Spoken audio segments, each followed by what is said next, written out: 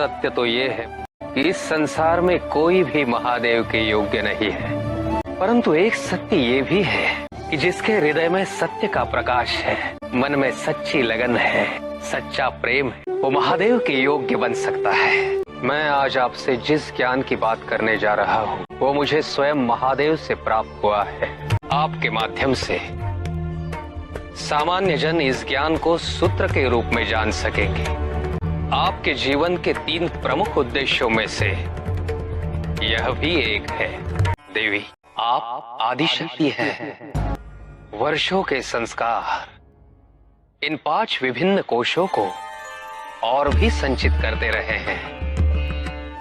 संशय में कभी मत पड़िए, ज्ञान बोध और अनुभव में यही भिन्नता है। मैंने जो कुछ भी कहा वो केवल निराकार विद्या है। महादेव के सानिध्य से ही इस निराकार विद्या को एक आकार प्राप्त होगा और वही क्षण होगा आपके आद्य शक्ति के चरमोत्कर्ष का। और जब गंतव्य शिव है तो मार्ग की कठिनाइयों का भय कैसा। भगवान जी पत्थर के अंदर क्यों होते हैं ऋषिवर? भगवान तो सर्वव्यापी है, परंतु पत्थर प्रत्यक्षीकरण है उस अदृश्य प्राचीर का जो भगवान और मनुष्य के बीच है। पर मनुष्य को इस प्राचीर के पार जाने हेतु क्या करना चाहिए ऋषिवर?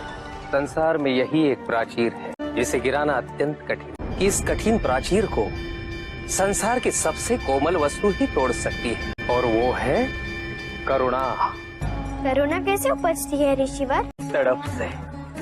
इस संसार के सभी जीव उस परब्रह्म परमेश्वर से बिछड़े हुए हैं। जब आत्मा को अपने सत्य की अनुभूति होती है, परमेश्वर से दूर जाते संसार को कष्ट में देख हृदय जब दुखी होता है, तब उस हृदय से उस पुनर्मिलन की उत्कंठा जाग जाती। सत्य तो यही है मानस, यदि तुम समस्त लोगों पर भी विजय प्राप्त करो तब भी तुम पराजित ही रहो। जब तक तुम अपने मन को नियंत्रित नहीं कर लेते, अपनी महत्वाकांक्षा पर विजय नहीं प्राप्त कर लेते, तब तक तुम विजय नहीं हो सकते। और जिस क्षण ऐसा हो गया मानस, उस क्षण तुम्हें युद्ध और विजय की निरर्थकता का बोध हो जाएगा। शक्तियों और पराक्रम से तो किसी को भी पराजित करना अत्यंत सरल है, किंतु विजय तो तभी संभव है मानस जब कोई व्यक्ति औरों के मन पर प्रेम, संवेदना, उदारता, धैर्य और नम्रता से विजय प्राप्त कर ले। तुम्हारे पूर्वजों क्रूरता करने वाले कई असुर थे जो अत्यंत शक्तिशाली थे, किंतु जो सम्मान प्रहलाद और बाली को प्राप्त हुआ, क्या वो सम्मान किसी और को प्राप्त है?